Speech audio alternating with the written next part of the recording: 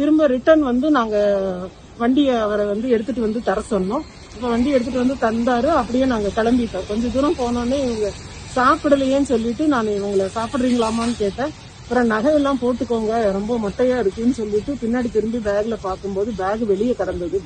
அதுல பார்த்தா நகையெல்லாம் இல்ல. திரும்ப அப்படியே யூட்டர்ன் எடுத்து டெம்பிள்ல வந்து நாங்க ஹெச்ஆர்என்சி ஆபீஸ்ல கம்ப்ளைண்ட் பண்ணோம். அவங்க சொன்னாங்க, அவங்க நல்லா ஹெல்ப் பண்ணாங்க.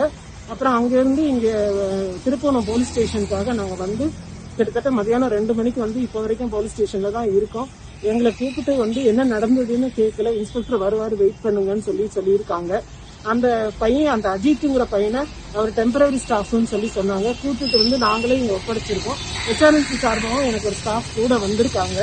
இவங்க வந்து அந்த நகையை எப்படியாவது காவல்துறை எங்களுக்கு வந்து மீட்டு கொடுக்கணும்னு கேட்டுக்கிறோம். நாங்க திரும்ப ரொம்ப தூரம் போக வேண்டியிருக்கு. இவங்களோட உடல்நிலையும் மோசமாயிட்டே இருக்கிறனால இது சம்பந்தமா என்ன நடவடிக்கை எடுத்திருக்காங்கன்னு தெரியல. நான் வந்து கம்ப்ளைண்ட் கொடுத்திருக்கேன். ஆனா அதுக்குரிய சிஎஸ்ஆர் எங்களுக்கு இன்னும் தரல. எஃப்ஐஆர் போட்டுருக்காங்களான்ற தகவலும் தெரியல. சோ கம்ப்ளைண்ட் மட்டும் நாங்க எழுதி கொடுத்திருக்கோம். அதுக்குரிய மேல் நடவடிக்கை என்னன்றது தெரியாம நாங்க வெயிட் பண்ணிட்டு இருக்கோம். இன்ஸ்பெக்டர் சார் வரட்டும்ன்றது. நகை எத்தனை பவுன் இருக்கும்? நகை வந்து 10 பவுன் இருக்கும் சார். 10 பவுன்ல வந்து செயின், வளையல், மோதிரம் எல்லாம் சேர்ந்து 10 பவுன் இருக்கும்.